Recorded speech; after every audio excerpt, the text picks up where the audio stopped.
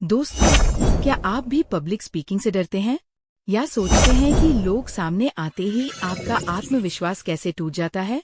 क्या आपको लगता है कि कैसे एक अच्छा भाषण दिया जाए बिना झिझके और आत्मविश्वास के साथ? अगर हाँ, तो आप सही जगह पर आए हैं। आज हम बात करेंगे एक ऐसी किताब के बारे में जो न सिर्फ पब्लिक स्पीकिंग की कला को समझने में मदद करती है, बल्कि आपकी पूरी पब्लिक स्पीकिंग की समझ बदल सकती है। The art of public speaking, जिसे लिखा है बेस्ट सेलिंग लेखक डेल कार्नेगी। इस वीडियो में हम इसे 12 अध्यायों में बांटकर विस्तार से समझेंगे, ताकि आप भी पब्लिक स्पीकिंग में माहिर बन सकें। इस किताब के जरिए हम जानेंगे पब्लिक स्पीकिंग का क्या मतलब है और इसे कैसे बेहतर किया जा सकता है, नैतिकता के महत्व को समझेंगे और कैसे हम इसका सही इस्तेमाल करें, कैसे श्रोताओं से जुड़ा जाए और उन्हें प्रभावित किया जाए, और बहुत कुछ जो आपके आत्मविश्वास को बढ़ाएगा और आपको एक बेहतरीन वक्ता बना देगा। तो अगर आप भी सीखना चाहते हैं कि कैसे स्टेज पर आत्मविश्वास से बोलें, इंटरव्यू में सही तरीके से बात करें या सोशल मीडिया के लिए आकर्षक वीडियो रिकॉर्ड करें, तो इस वीडियो को अंत तक देखें। आइए शुरू करते हैं अध्याय 1 से। दोस्तों, पब्लिक स्पीकिंग एक ऐसा शब्द है जिससे हम में से ज्यादातर लोग डरते हैं। लोगों से कैसे बात करें? स्टेज पर आत्मविश्वास से कैसे बोलें? सोशल मीडिया के लिए एक अच्छा वीडियो कैसे रिकॉर्ड करें? पूरे आत्मविश्वास के साथ, बिना कट के। इंटरव्यू में कैसे बोलें? बॉस से अपनी अप्रेजल के लिए कैसे बात करें? शादी का प्रपोजल कैसे करें? इन सभी चीजों के लिए पब्लिक स्पीकिंग में माहिर होना बहुत जरूरी है।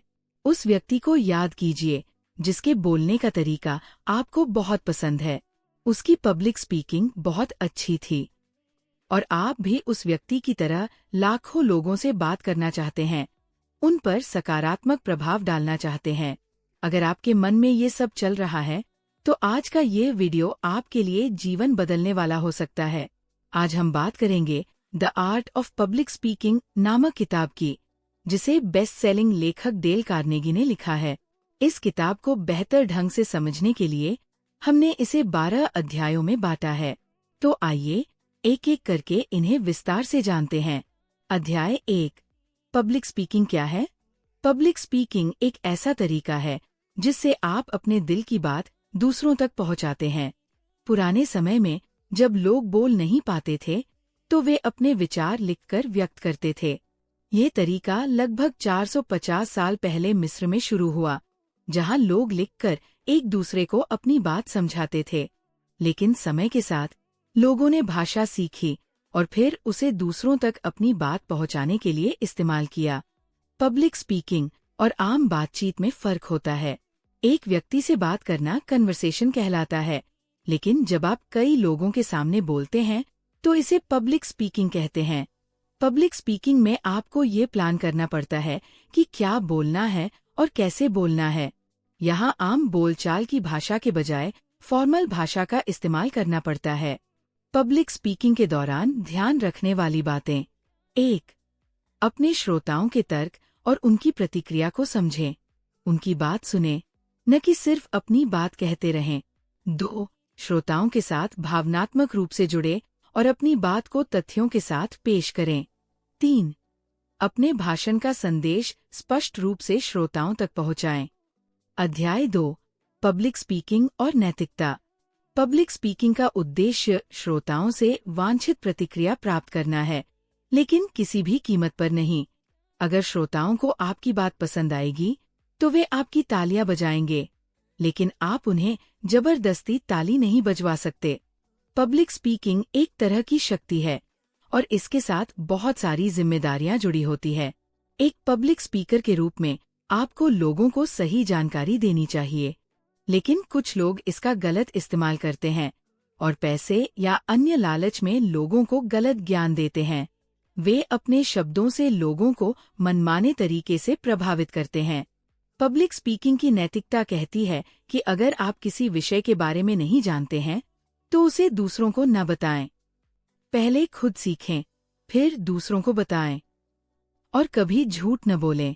अध्याय 3, सुनने की कला। सुनने का मतलब सिर्फ सुनना नहीं है, बल्कि सुनकर उस पर प्रतिक्रिया देना है। जब आप किसी की बात सुनते हैं और उस पर अपनी प्रतिक्रिया देते हैं, तो इसे सक्रिय सुनना कहते हैं। एक अच्छा वक्ता बनने के लिए पहले एक अच्छा श्रोता बनना जरूरी है। शोध में पाया गया है कि हम जो कुछ सुनते हैं उसका केवल 50% याद रह पाता है। ऐसा इसलिए होता है क्योंकि हम अक्सर सुनने से पहले बोलना चाहते हैं, जिससे हमारा ध्यान दो जगह बंट जाता है। इसलिए एक अच्छा पब्लिक स्पीकर बनने के लिए अपने श्रोताओं को समझना जरूरी है। जब भी आपके श्रोता कुछ कहें, उनकी बात को ध्यान से सुनें और समझें। सिर्फ अपनी बात कहते रहने से काम नहीं चलेगा। अध्याय 4, पहला भाषण कैसे दें? किसी भी पब्लिक स्पीकर के लिए उसका पहला भाषण बहुत महत्वपूर्ण होता है। पहले भाषण में आप श्रोताओं के लिए एक नए वक्ता होते हैं और आपके पास अनुभव की कमी होती है। इसलिए लेखक ने कुछ तरीके सुझाए हैं जिन्हें आप अपने पहले भाषण में अपना सकते हैं। 1. श्रोताओं से जुड़े शुरुआत में 2 से 3 मिनट तक श्रोताओं से बात करें। उनके बारे में पूछें, उनकी भलाई जानें। इससे वे आपकी बात को ध्यान से सुनेंगे। 2. विषय पर ध्यान केंद्रित करें। शुरुआती बातचीत के बाद अपने विषय पर ध्यान दें। केवल वही बातें कहें जो जरूरी है। 3. भाषण को व्यवस्थित करें। अपने भाषण को पहले से प्लान करें।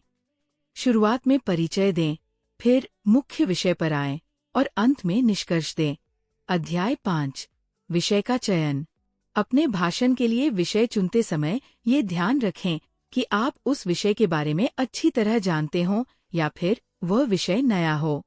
उदाहरण के लिए, अगर आप इलेक्ट्रिक वाहनों के बारे में अच्छी तरह जानते हैं, तो आप इस विषय पर अच्छा भाषण दे सकते हैं। वहीं क्रिप्टोकरेंसी एक नया विषय है जिसके बारे में लोग जानना चाहते हैं। ऐसे विषय पर बोलने से श्रोता आपकी बात को ध्यान से सुनेंगे। अध्याय 6, श्रोताओं को समझें। भाषण देने से पहले अपने श्रोताओं को समझें कि वे क्या चाहते हैं।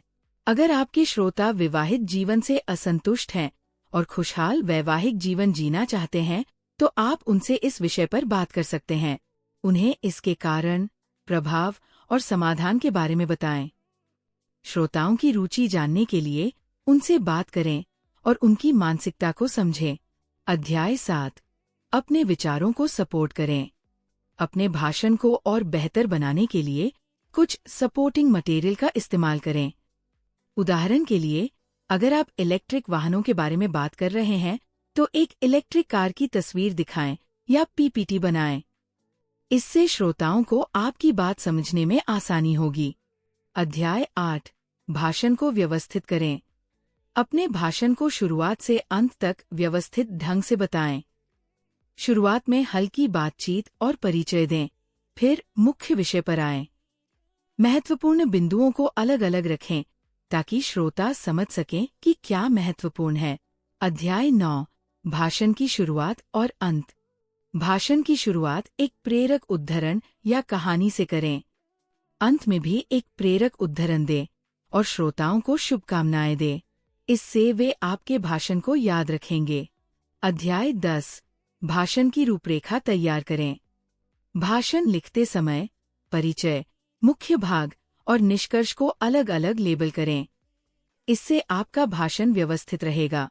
अध्याय 11, भाषा का सही इस्तेमाल। अपने भाषण की भाषा स्पष्ट और श्रोताओं से जुड़ी हुई होनी चाहिए। अपने शब्दों को सोच समझकर चुनें ताकि श्रोता आपकी बात को सही ढंग से समझ सकें। अध्याय 12, डिलीवरी। अपने भाषण को आत्मविश्वास के साथ दें।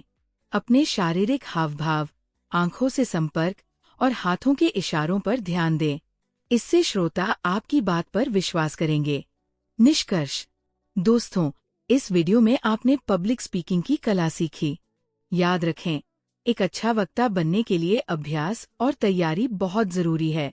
डेल कार्नेगी की ये किताब आपको इस कला में महारत हासिल करने में मदद करेगी। तो इस वीडियो को लाइक और शेयर करें और हमारे चैनल को सब्सक्राइब करना न भूलें। धन्यवाद।